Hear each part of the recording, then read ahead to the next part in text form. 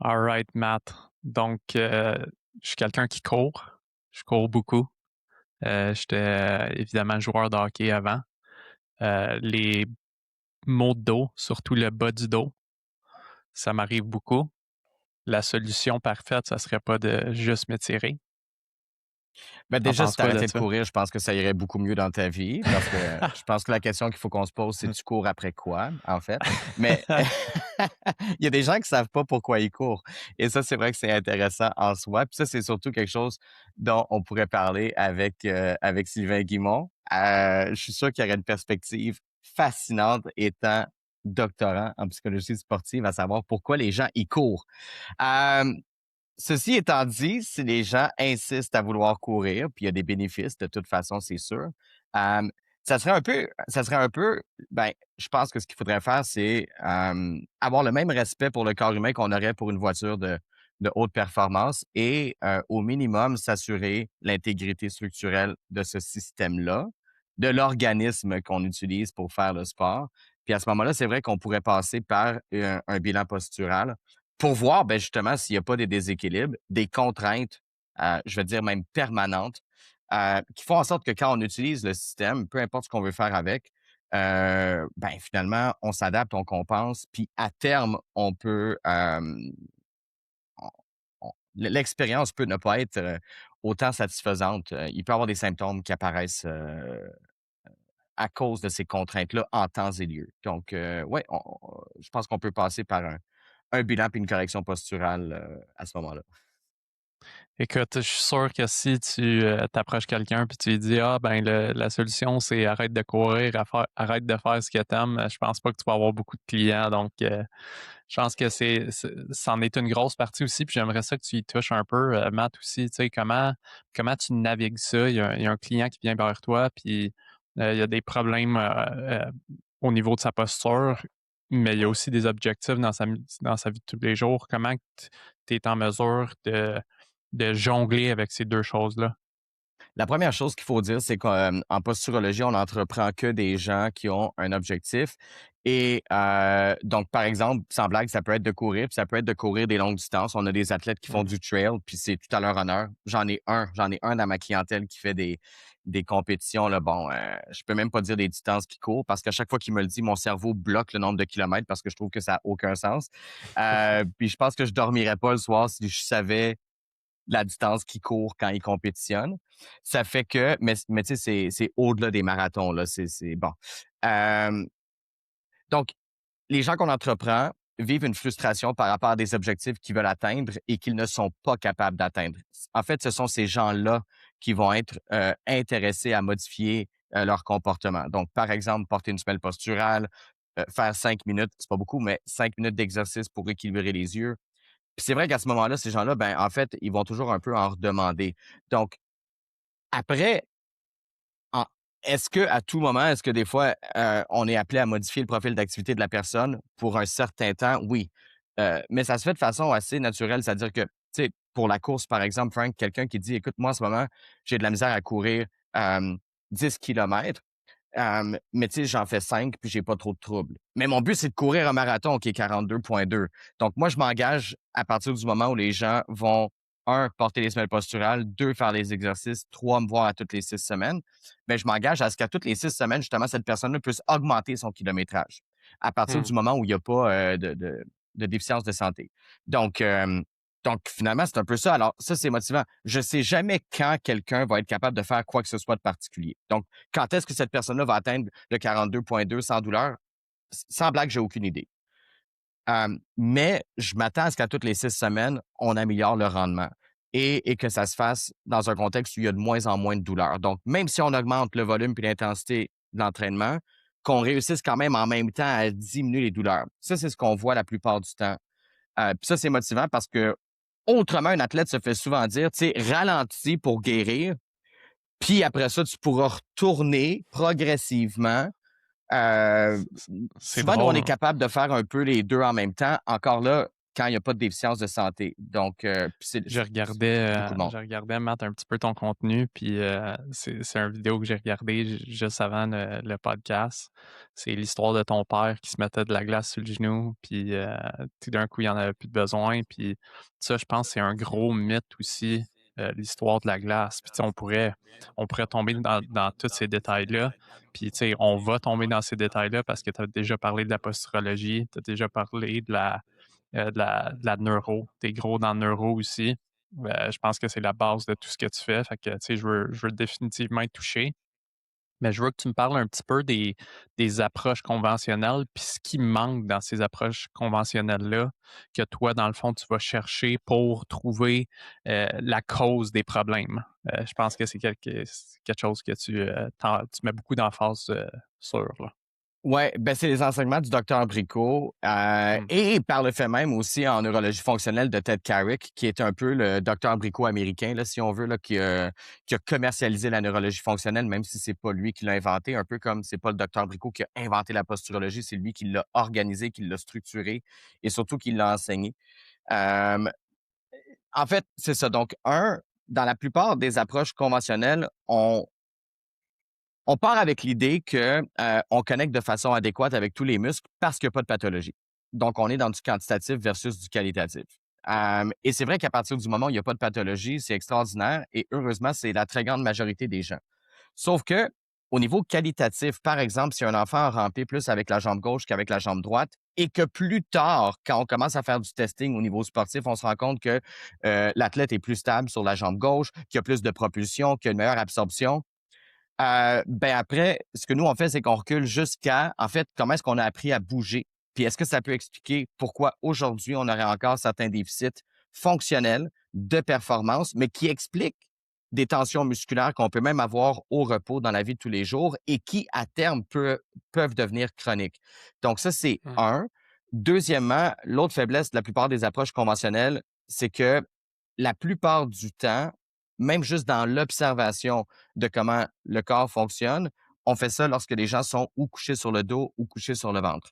Hmm. Et après, on intervient, et ça, c'est encore plus pour moi une faiblesse relative de ces approches-là, c'est qu'au-delà du fait qu'on pourrait faire des bilans debout, couché, c'est qu'après ça, quand vient le temps d'intervenir, ben, on intervient en l'absence de gravité. Donc, je te donne un exemple très concret, un ajustement chiropratique.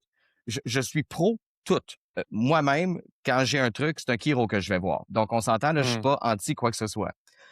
Mais c'est vrai que pour réussir une manipulation, un ajustement chiropratique, un HVBA, ben, il faut absolument que la personne se relâche, il faut enlever la gravité et c'est dans ce contexte-là que ça fonctionne. Alors, la question est, un, pourquoi est-ce qu'on a eu besoin de le faire? Souvent, il n'y a pas eu de traumatisme. Deux, est-ce que ça tient dans le temps quand on revient sur deux pieds? Eh bien, souvent, la réponse, c'est non. Ce qui est commun, c'est la récidive. Et à partir de ce moment-là, en posturologie, ce qu'on se dit, c'est si à répétition, à une fréquence assez élevée, on a toujours besoin d'ajuster les mêmes segments, nous, on se dit, on a peut-être un schéma corporel, un schéma postural qui est en compensation permanente et qui fait que l'ajustement tient pas. Donc, on devient, à terme, je dirais, les meilleurs amis de tout le monde parce que on permet aux ajustements de tenir davantage dans le temps parce qu'on corrige l'ensemble structurel. Et à partir de ce moment-là, on devient aussi les meilleurs amis des massothérapeutes parce que ben, les fameux nœuds qu'on va ressentir au niveau des omoplates dans le bas du dos, à partir du moment où on équilibre le bassin et les épaules à temps plein en permanence, ben, on vient qu'à avoir pas mal moins besoin de se faire décoincer des nœuds. Euh, Hmm. ouais, donc quiconque s'intéresse à ce qu'on fait on vient qu'à devenir de très bons amis avec ces gens-là. Dans l'idée où C'est eux, ce sûr. qu'ils veulent, c'est réellement régler une situation qui est compromettante pour l'individu, en fait. Ouais, j'aime, tu sais, ça m'a fait penser à une couple d'approches que les gens ont, puis une de ceux-là, c'est l'ergonomie. Donc, Ouais. je suis assis ici sur ma chaise, probablement pas une chaise idéale, mais il y en a beaucoup qui parlent de chaises qui coûtent 500, 600, 700 pour être sûr que leur posture est bonne. Ou j'ai regardé un de tes vidéos aussi, en conduisant, on a la tête par en avant, ou en regardant mon ordi, j'ai la tête par en avant. Pourquoi? puis c'est ce que je comprends, puis corrige-moi si j'ai pas raison, là. Pourquoi toi, tu penses que corriger la posture, l'ergonomie, c'est pas la cause du problème? Ben, parce que tu vois, puis tu vois, tu parles des chaises, mais on pourrait parler des matelas, on pourrait parler des Mmh. oreillers. La liste est longue de ce que les gens ont modifié dans leur environnement, pour réduire leur tension musculaire. Le problème, c'est pas la chaise, c'est la personne assise dedans. C'est-à-dire que c'est-à-dire que, par exemple, les gens pensent qu'ils font des choix volontaires et délibérés très souvent quand souvent les décisions se font pour eux. Je te donne un exemple. Tu es assis puis tu croises une jambe, mais tu t'es croisé la jambe sans même t'en rendre compte. Puis encore là, je suis pas anti se croiser les jambes de toute façon. C'est-à-dire que le corps recherche toujours le confort. Et c'est à partir du moment où, dans quelque chaise que ce soit, pour être confortable, pour équilibrer les tensions musculaires du bassin, le corps, à ton insu, croise la jambe gauche par-dessus la droite, ben, c'est que le corps recherche à équilibrer les tensions musculaires euh, pour mieux activer le cerveau. En fait, le but, c'est toujours le même. C'est avec après ça, ben, pour les posturologues, l'objectif, c'est d'améliorer l'équilibre du bassin pour que le corps n'ait pas à bouger de façon à ce que ça donne. Tu sais, se croiser les jambes au niveau de la survie, ça améliore pas tes chances de survie. Donc, tout mouvement que Non. l'organisme fait qui améliore pas ses chances de survie, pour nous, c'est ce qu'on appelle une parafonction. C'est un mouvement qui sert à rien. À part activer le cerveau pour survivre. Sauf que c'est des dépenses et des fuites d'énergie inutiles. Alors, non seulement ça se corrige pas, non seulement c'est pas très grave, c'est juste que ce sont des signes d'un système qui essaie de s'équilibrer. Alors après ça, qu'on le fasse sur une chaise ergonomique ou pas, évidemment, on se rend bien compte que la chaise corrigera pas le tir sur la façon dont on est assis dedans. Ça va être la même chose pour le matelas, ça va être la même chose pour l'oreiller. Donc, c'est confondre l'ergonomie avec la posture. Puis la posture, pour nous, c'est à quel point est-ce que le tonus musculaire est distribué de façon adéquate dans l'organisme. Quand il est distribué de façon appropriée, donc égale, symétrique, euh, on Puis appelle ça j'aimerais s'enfarger dans ça. les fleurs du tapis, là, les chaises puis les matelas. On s'enfarge beaucoup moins dans les fleurs du tapis. OK, OK. J'aimerais ça que tu approfondisses un petit peu sur l'idée de muscle tonique puis muscle superficiel, je crois. Oui. C'est quelque chose que j'ai vu, puis c'est quelque chose qui m'intrigue beaucoup parce que tu vas voir un physio, il te fait faire des exercices pour ta réhabilitation. Tu sais, on est basé beaucoup sur, OK, beaucoup de répétitions. Biatonic, c'est basé là-dessus aussi, le programme d'exercice. Mais tu sais, je comprends dans un sens que même l'étirement, puis j'ai commencé le podcast avec ça parce que tout le monde a mal au dos, tout le monde pense qu'il faut qu'ils étirent leur dos pour que leurs problèmes ils disparaissent. Mais j'ai comme le feeling de ce que je comprends au niveau neurologique que, mettons, le stretching, c'est pas au niveau d'allonger tes muscles, c'est au niveau justement des neurones de dire à ton cerveau, OK, on peut aller dans ce range of motion-là. J'aimerais ça que tu me parles un petit peu de ça, comment que ça fonctionne, puis le protocole que toi, tu utilises pour quelqu'un qui vient vers toi avec un problème. Tu peux prendre un exemple aussi, là, ça serait encore mieux Oui. que, OK, tu as ce problème-là. Le problème, c'est pas ta chaise, c'est pas ton ergonomie, c'est pas ce que tu vas faire chez le physio, c'est postural, puis c'est postural. Je t'ai vu, tu sais, j'ai vu des vidéos où que tu testes les yeux, des choses comme ça. Je l'ai fait moi-même aussi. J'aimerais ça que tu m'expliques, OK, c'est quoi le processus de A à Z, puis il est basé sur quelle fondation? Ben, pour répondre à ta première question, la différence entre les muscles toniques puis les muscles phasiques, tout Mmh, muscle qui se contracte mobilise une articulation. Mais c'est plus vrai pour les muscles phasiques que ça l'est pour les muscles toniques. Les muscles phasiques, ce sont les muscles qui sont plus superficiels et plus OK. périphériques. Donc, par exemple, un deltoïde, un biceps, un triceps, plus qu'on se déplace vers les membres, donc membres supérieurs, membres inférieurs, plus qu'on est sur des articulations qui créent du mouvement. Et ces muscles-là sont plus forts, plus aptes à développer de la puissance, mais se fatiguent plus vite aussi. Les muscles toniques sont... Oui. Excuse Matt, c'est type 1, type 2, c'est ça? En fait, chacun des muscles a un pourcentage relatif de Ouais. fibres type 1, Mmh. type 2. Les Mmh. muscles phasiques, typiquement, vont avoir un plus grand pourcentage de fibres type Type 1. 2, qui sont justement type 2, qui sont Aphasique. davantage faites pour le mouvement puis qui fatiguent plus vite. Euh, OK. les muscles toniques, donc tu vois, tonique, tonus, qui sont davantage des muscles, justement, à haute proportion de type de fibre 1, sont plus proximaux, plus profonds, et ce sont les Mmh. muscles de la stabilité. Oui, il va y avoir un peu de mouvement quand il contracte, mais beaucoup moins qu'avec les muscles phasiques. Ce qui arrive, c'est que après ça, oui, c'est ça. Donc, il faut reconnaître qu'il y a deux types de muscles dans l'organisme et que à ce moment-là, si on veut développer un meilleur contrôle moteur, puis c'est ce que tout le monde souhaite, là, peu importe la casquette qu'on porte, tout le Mmh. monde souhaite développer un meilleur contrôle moteur. À la naissance, on connecte avec à peu près aucun muscle. Et ça, il faut s'en rappeler quand on commence un processus de, par exemple, de réathlétisation avec un athlète. C'est-à-dire que il faut considérer que peu importe la dynamique qu'on veut améliorer, quand, quand on a commencé à connecter avec notre corps, on connectait avec à peu près rien, même pas avec la nuque pour stabiliser son cou. On a développé un contrôle moteur sur les muscles toniques avant les muscles phasiques. Ça s'est fait entre 0 et 2 ans et ça s'est fait dans le contexte où on a appris à tenir debout. Donc, ce qu'on dit en posturologie, c'est que si jamais, dans le contexte de cet apprentissage-là qui a pris 1 à 2 ans, il y a, il y a eu des difficultés de connexion avec un bras plus qu'avec l'autre, avec une jambe plus qu'avec l'autre. On a appris à se retourner à droite plus qu'on a appris à se retourner à gauche. Eh bien, là, on est sur un déséquilibre des muscles toniques. Ce déséquilibre des muscles Mmh. toniques-là, sa représentation lorsqu'on tient debout, ça va être un déséquilibre postural. C'est pour ça que c'est intéressant d'utiliser Biotonix pour avoir une précision sur la magnitude de ce déséquilibre-là. Évidemment, après ça, voir l'amélioration. Si on améliore le système tonique postural, tu vois le lien entre les deux, finalement, c'est le même Ouais. système, et qu'on équilibre les muscles qui sont plus proximaux, qui sont plus profonds, naturellement, on crée un meilleur alignement articulaire. On améliore la proprioception de tous les muscles, surtout ceux qui sont les plus importants, ceux qui stabilisent le corps. Et là, on bâtit sur un levier qui nous permet de bouger optimalement tout ce qui est périphérique, donc les épaules et les hanches. Après ça, la plupart des programmes de réathlétisation se concentrent, à mon sens, trop sur ce qui est périphérique parce qu'on prend pour acquis que ce qui est tonique a bien été intégré parce qu'il n'y a pas eu de pathologie.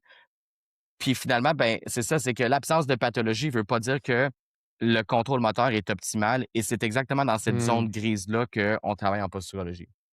OK. Je trouve ça super intéressant que, tu relis tout à 0 à 2 ans parce que, tu sais, j'ai fait mes recherches, quand j'ai pris ma retraite du hockey, j'ai tombé beaucoup dans la médecine fonctionnelle puis essayer de comprendre les causes de tout ce qui se passe chez l'humain.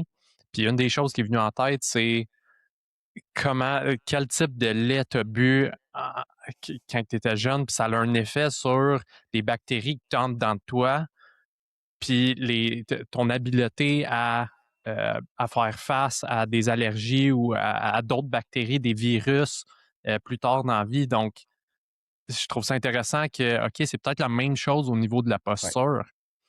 Donc, non, ça, j'ai trouvé ça super intéressant.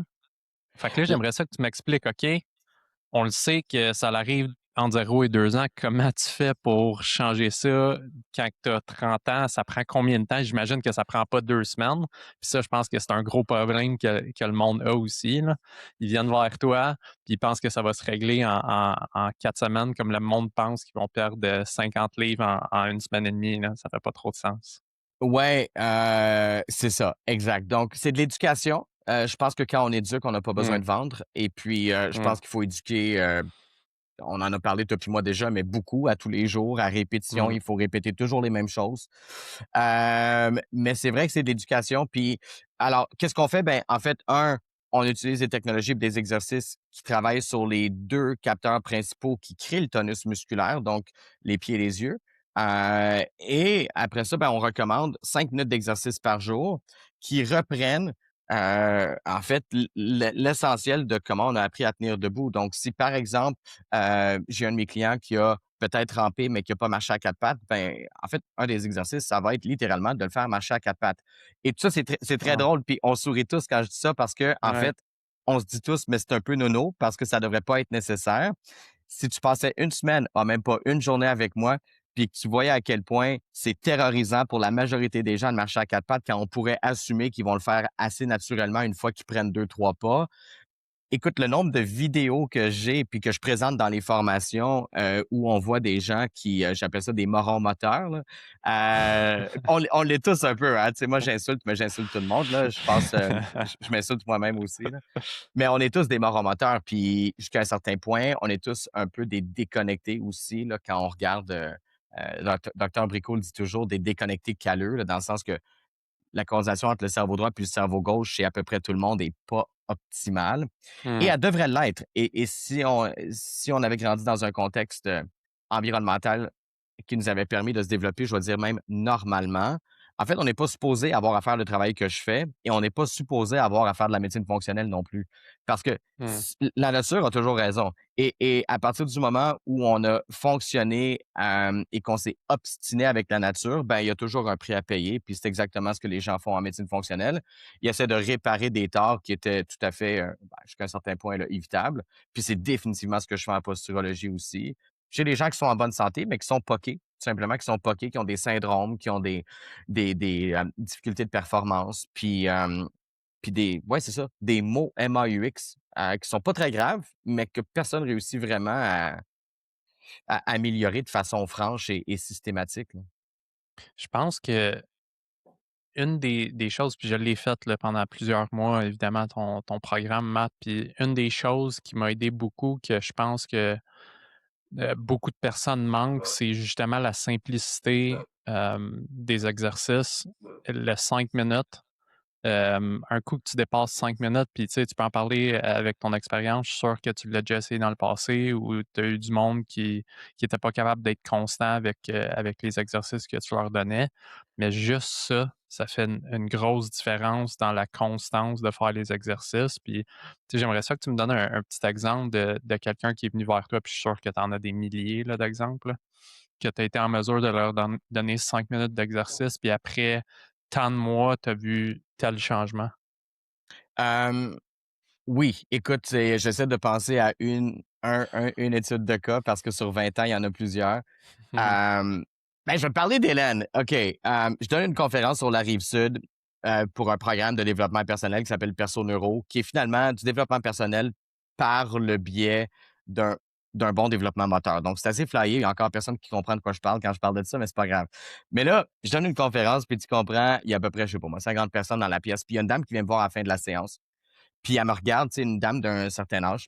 Puis, autrement dit, pour moi, les gens qui sont à la retraite sont vieux. Parce que, tu sais, comme moi, je suis pas encore rendu là, les gens qui sont à la retraite sont vieux. Donc, finalement, elle est à la retraite, donc elle a un certain âge. Tu comprends? C'est tellement relatif.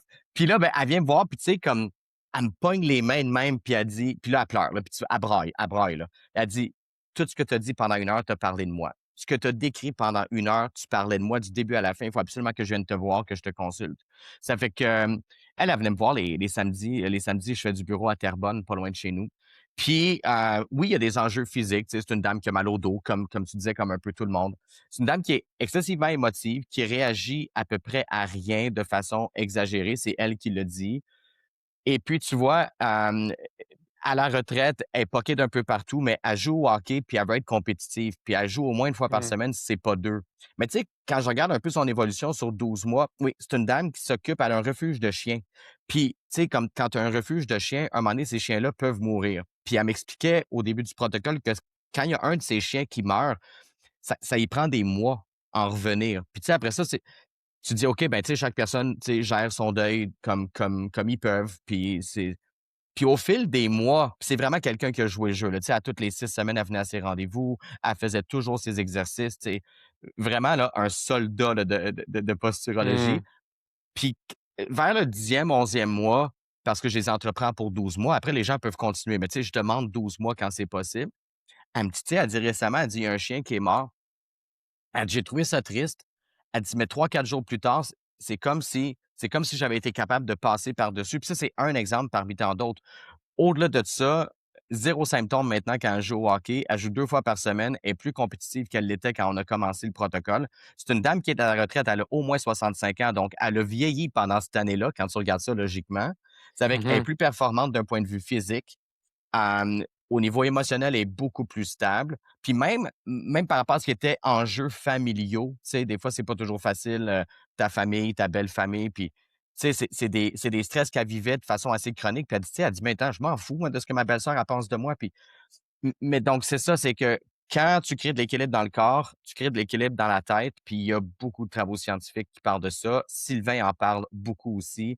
Puis c'est vraiment fascinant de voir comment tu optimises ce qu'on pourrait appeler le comportement de la personne de façon très large, donc moteur, cognitif, émotionnel. Puis sans devenir psy, là, dans le sens que moi, j'ai pas eu de discussion avec elle pour dire, tu sais, Hélène, peut-être que tu ferais penser à comment tu te sens. Puis les gens qui me connaissent savent que c'est pas trop mon truc, là. Ça fait Et que c'est ça. tout affecte tout affecte tout. Tu sais, Ouais. c'est vraiment intéressant que tu dises ça, puis, tu sais, j'ai plein de questions au niveau émotionnel, puis je suis sûr que tu en sais beaucoup. Mais j'aimerais ça, un peu changer de direction, puis d'apprendre ton histoire à toi, Matt. De comprendre, tu sais, on le monde change, souvent à cause d'un événement qui est forcé sur nous, d'un problème qu'on fait face. Puis je veux savoir, toi, c'est quoi ton histoire? Comment que tu as tombé sur la posturo? Comment que tu as tombé sur notre fondateur, Dr. Sylvain Guimond, sur Dr. Bricot, qui est le fondateur du CIES? Je veux comprendre ton histoire. Je te l'ai jamais demandé, puis je trouve que ça serait intéressant. En 2002, moi, je me fais référer à un bonhomme qui s'appelle Yves Étier, qui est ostéopathe, en train de devenir ostéopathe, qui est aussi posturologue, puis qui fait partie un peu des pionniers au Québec qui se sont intéressés à Dr. Bricot puis à l'enseignement de la posturologie. Et Yves Étier, Paul Gagné et Michel Joubert, à l'époque, étaient les trois amigos qui faisaient venir Dr. Bricot pour donner des cours de posturologie. Mon coach à l'époque, qui s'appelle Marc Nadon, était un des trois entraîneurs que Charles Poliquin avait personnellement formé pour l'assister dans le développement d'athlètes de haut niveau. C'est un hasard de la vie absolu que je sois tombé sur Marc Nadon. C'est vraiment par concours de circonstances géographiques. Ça donne que je m'entraînais au gym où lui, il travaillait. Puis sa Ouais. blonde me dit, tu sais, moi, mon chum, il est entraîneur. Puis à peu près toutes les blondes parlaient de leur chum d'un gym à ce moment-là en disant, mon chum est entraîneur. Donc, tu comprends, moi-même qui étais en train d'étudier pour devenir entraîneur, je n'étais pas trop impressionné. Sauf qu'elle me dit rapidement, là, rappelle-toi, 2002, là, c'est bien avant, là, tu sais, Ouais. l'explosion de l'Internet puis le partage des connaissances. Si tu connaissais pas qui tu connaissais, tu les connaissais pas, là. Tu sais, tu peux pas les suivre online. Non, non. Puis elle me dit, ben, tu Mhm. sais, mon chum, il a été formé par Charles Poliquin. Puis j'avais quand même entendu parler de Charles Poliquin par les, Ouais. les Gros nom branches. quand même, là. Ouais. Oui, c'est ça. Puis il avait réussi à se faire connaître avant que ça soit possible de se faire connaître comme ça l'est aujourd'hui. Ça Mhm. fait que Marc m'entreprend, il me regarde les épaules et dit, pour vrai, on y arrivera pas avec toi, t'es vraiment tout croche. Puis, tu sais, j'avais des symptômes chroniques, même à l'extérieur de mes séances d'entraînement. Donc, évidemment, quand je faisais du bench, c'était pas plus simple. Puis, je voulais vraiment faire de la compétition de bodybuilding. Ça fait qu'il me dit, tu sais, t'as pas le choix d'aller voir Yves, là. Yves, il faut qu'il t'évalue en posturologie. Puis Yves Etier, la première fois que je rentre dans son bureau, Yves, il a une personnalité assez particulière. Dans le fond, un peu comme, c'est un peu le descendant de Charles, là, tu sais, comme un peu comme, c'est le même, ça va marcher, mais, tu sais, il me dit, Chris, t'es vraiment tout croche. Je suis comme, ouais, je le sais, là, je suis comme un peu ici pour ça, tu sais. J'étais vraiment un athlète de bas niveau, c'est-à-dire que j'ai joué au hockey quand j'étais jeune, puis j'étais vraiment pas bon. Puis je comprends maintenant pourquoi. Je comprends qu'il y a du talent, puis au-delà du fait que j'en ai peut-être pas, j'avais vraiment rien pour moi. J'avais à peu près, j'avais très peu d'acquis moteurs. J'avais une posture très déréglée. Donc, tu sais, alors, Yves Etier me dit, au-delà du fait que moi, je vais t'entreprendre en posturologie, tu sais, tu es en train de te développer comme entraîneur, ça serait intéressant pour toi de te faire former. Ça fait que je suis allé faire la formation du docteur Bricot pour la première fois en 2002. Puis j'ai absolument rien compris. Mais là, absolument rien compris. On est une vingtaine dans le groupe. Il y a des médecins, il y a de tout.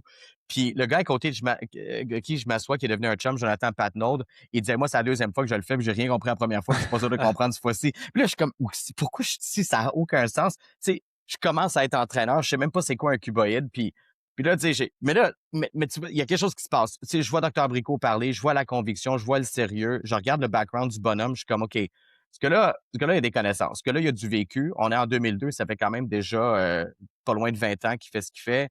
Il travaille avec des neuroscientifiques. Tu sais, à l'époque, travailler avec des neuroscientifiques, je veux dire, personne ne sait que ça existe, la neuroscience, en 2000. Là, tu sais, c'est Mhm. pas ce que c'est aujourd'hui. Ça fait que ben, je deviens posturologue, je comprends absolument rien, mais je comprends que je dois me former davantage dans des techniques plus conventionnelles pour comprendre la posturologie. Donc, je m'en vais étudier l'ostéopathie, avant ça, la massothérapie, puis vraiment, tu sais, juste pour apprendre à comment tu touches un Les corps. Tu sais, bases. ouais, les, Mhm. les bases fondamentales. Tu sais, comment tu repères c'est quoi un nœud? Tu sais, c'est quoi un nœud? Es-tu capable de le sentir avec tes doigts? Puis, en 2007, je suis retourné faire les formations à Docteur Brico parce qu'en 2007, je me suis dit, OK, là, je connais assez de comment ça marche, le corps, en fait, là, pour être capable de Mmh. retourner puis probablement vraiment être capable d'appliquer ce que Docteur Brico enseigne. Et c'est en 2007 que j'utilise la posture avec mon père, avec les résultats dont je parle. Puis c'est à partir de 2007 où je me lance à temps plein puis que je deviens posturologue là, affranchi. Donc oui, ça fait 20 ans là, quasiment de ça. Là. Puis tu vois, tu sais, tout ça, écoute, 2002, tu sais, pour en revenir un petit peu à Biotonix, en 2002, c'est là que ça a commencé à être big, big, big avec des gros noms, Tiger Woods, Mario Lemieux, tout ça, qui ont utilisé le système. Mais après ça, il y a eu un creux parce que la posture, c'était pas super, super avancé.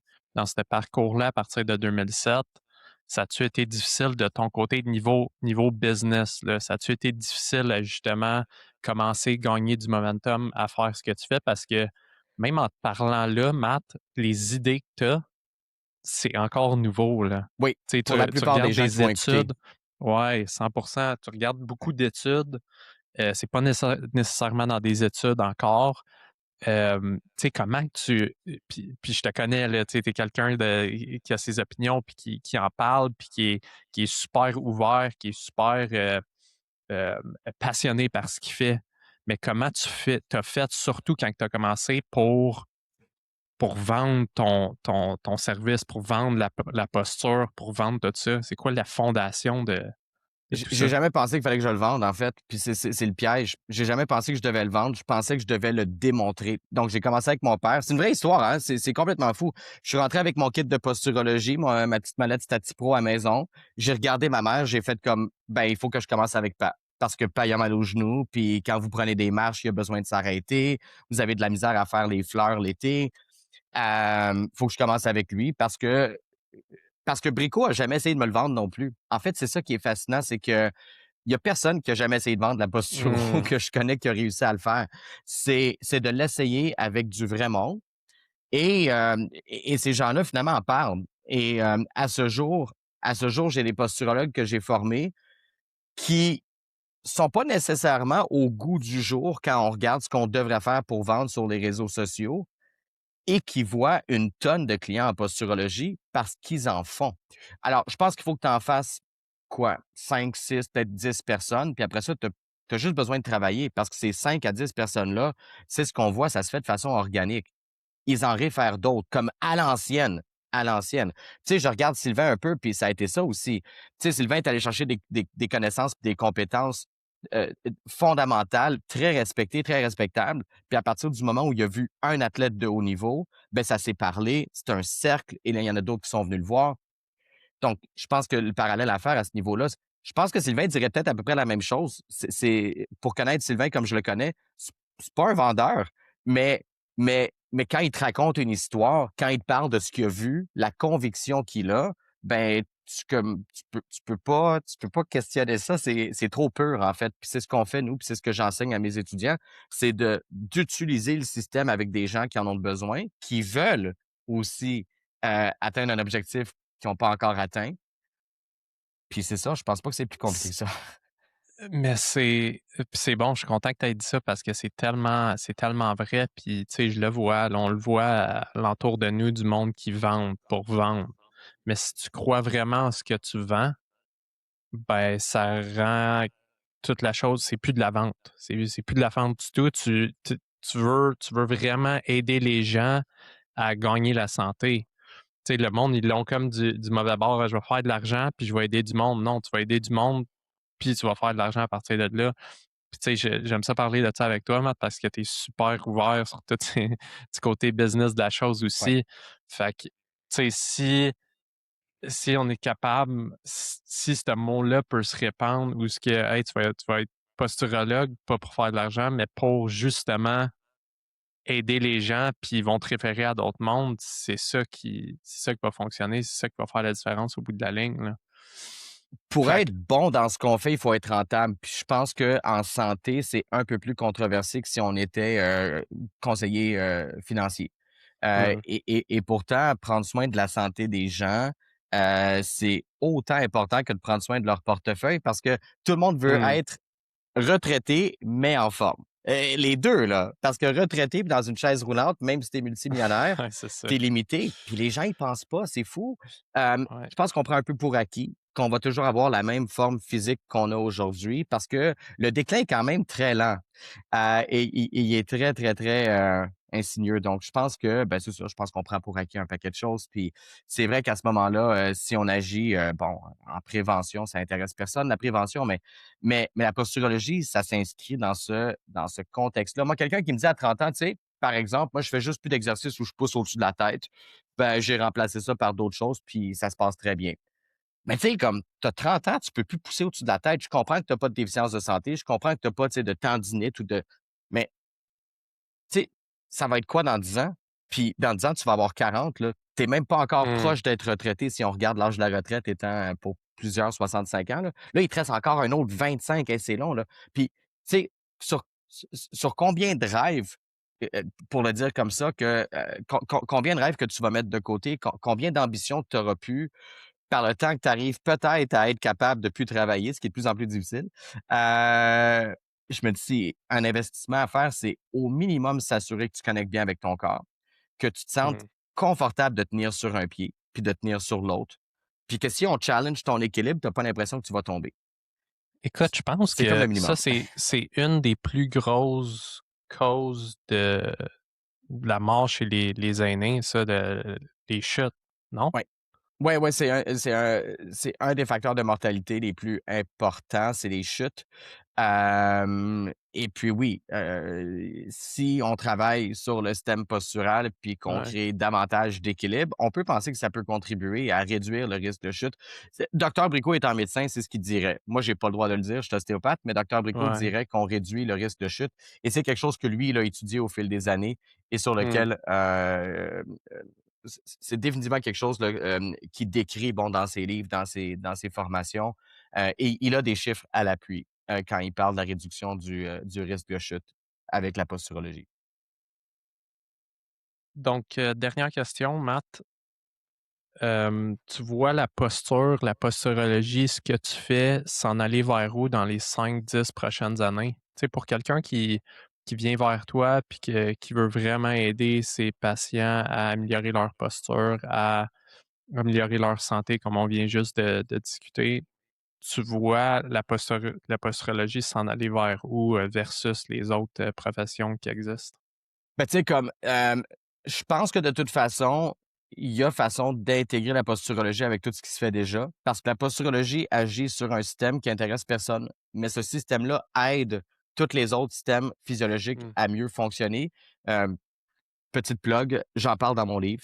Mais pour vrai, c'est vrai, j'en parle vraiment dans mon livre, dans le sens que le système nerveux central, sa fonction première, toute première, c'est de connecter avec les muscles. C'est sa toute première fonction. Donc après, quand ça fonctionne mieux, tous les autres systèmes physiologiques fonctionnent un peu mieux aussi. C'est pas miracle, mais ça fait partie de l'équation. Donc, on devrait être les meilleurs amis de tout le monde. On remplace Mmh. personne, mais ça, c'est définitivement vrai. On fait juste ajouter. Tu sais, du poulet, c'est bon, mais du poulet au beurre de peanut, je sais pas si tu déjà mangé ça. Du poulet cuit dans du beurre de peanut, je sais pas si tu déjà mangé ça. Non. C'est écœurant, Mais ça a même pas de ça doit sens. être bon parce qu'une sauce au beurre de peanut, soya ou whatever, c'est bon. Tu Fait que je suis comprends? sûr Ça que fait que anyway, du beurre de peanut, c'est bon avec tout. tu sais, si tu fais juste manger du beurre de peanut, c'est pas très nutritif. Mais si tu fais cuire ton poulet dans du beurre de peanut, tu sais, c'est vraiment se garrocher à terre. On est un peu, nous, le beurre de peanut. Tout seul, ça passe. Mais quand on peut travailler en collaboration avec les autres, sérieusement, puis c'est ça, en fait, les gens qui se forment en posturologie sont déjà ostéopathes, ils Mmh. sont de plus en plus physiothérapeutes, kinésiologues. On a des chiropraticiens qui se sont fait former. Donc, en fait, ces gens-là, ils n'arrêtent pas de faire ce qu'ils font. Ils font juste regarder un être humain qui tient debout, puis ils se disent, OK, la bascule de l'épaule, puis la tension musculaire chronique sur le trapèze, ça va être plus facile de régler ce problème-là si on passe par la posturologie. Puis, en même temps, on va relâcher les tensions musculaires, on va travailler le fascia, on va ajouter l'articulation. C'est juste qu'on va peut-être y arriver plus vite à terme dans cette dynamique-là. Donc là où je vois la posturologie, je pense qu'on va se faire en fait que des amis partout dans le monde. Puis là où c'est important de travailler avec vous, avec Biotonix, c'est que, puis c'est tout à fait normal, puis c'est souhaitable, on est dans un monde où on doit prouver l'efficacité de ce qu'on fait Mmh. et plus que jamais, puis de par toutes les avancées que vous faites avec Biotonix, ben, vous nous permettez de démontrer l'efficacité de ce qu'on fait depuis 40 ans. C'est juste qu'à l'époque, comme tu le sais, Biotonix, au niveau de l'utilisation, c'était beaucoup plus périlleux. On était sur des gommettes qu'on devait positionner. Et moi, même si ça fait depuis toujours que je connais Sylvain, ça fait depuis toujours que je connais le système de Biotonix, mais jusqu'à récemment, Biotonix, comme c'était des gommettes, puis que, ben, ça prend du temps. Moi, j'ai pas d'assistant ou d'assistante au bureau. Ça fait que au niveau de la rentabilité, là, carrément, là, c'était très compliqué.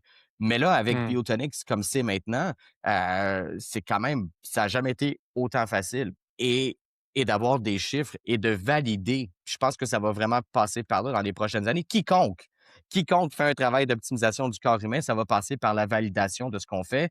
C'est vrai en médecine fonctionnelle. En médecine fonctionnelle, on est capable de faire, par exemple, des bilans sanguins pour voir si, par Mmh. exemple, le fait que tu as jeûné 4 jours sur 7 pendant 6 semaines, ça a-tu amélioré ton profil lipidique? Oui ou non, les chiffres sont là. Donc, je pense qu'il faut s'en tenir à cette rigueur-là en posturologie au cours des prochaines années. Ça va être vrai pour ce qui est la mesure de la posture, ça va être vrai pour ce qui est de la mesure de ce qu'on fait au niveau des yeux. Puis les technologies qui vont nous permettre de faire ça vont faire partie du mouvement, en fait, là, parce que il faut être Ouais. capable de démontrer l'efficacité de ce qu'on fait. Non, 100%. Tu sais, les gens, le patient qui va venir vers un professionnel, il veut avoir un visuel. Il veut voir qu'il y a quelque chose de quantifiable qui peut justement être mesuré puis amélioré, là. S'il y a Ouais, pas de transformation, le monde sont pas motivés à changer, là. Surtout s'il y a pas de douleur, là. Tu sais, dans une notion, préventative, comme tu disais, les gens pensent qu'ils sont corrects jusqu'à temps qu'ils arrivent à 65 ans, puis là, mal partout, peut plus rien faire. Fait que je suis totalement d'accord que la santé, c'est quelque chose de super important que le monde néglige beaucoup. Puis ça commence avec des petites habitudes, des fondations, que ce soit la posturologie, que ce soit la nutrition, puis tout ça. Puis ouais, l'autre chose que tu as dit que je trouve extrêmement pertinente, c'est on s'entraide. Je pense ouais, qu'il y a beaucoup de gens dans beaucoup de professions qui disent ma solution, c'est la solution. Il n'y en a ouais. pas d'autre. Ça marche pas de Puis même. ça, non, puis c'est triste parce que il y a plusieurs approches. Il y a des approches qui vont marcher pour beaucoup de monde, puis pas pantoute pour d'autres mondes.